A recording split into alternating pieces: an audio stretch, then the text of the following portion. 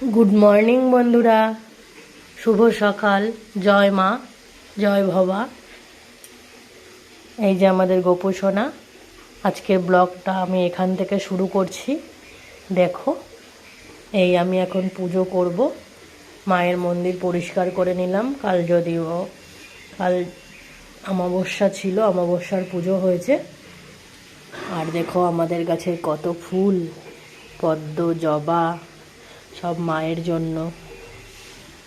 যে আমি বাসন সব পরিষ্কার করে নিয়েছি, এখন পুজোয় বসবো। বন্ধুরা, তোমরা পাশে থাকো, দেখতে থাকো। এই যে আমাদের মা, কাল অমাবস্যায় পুজো হয়েছে মায়ের।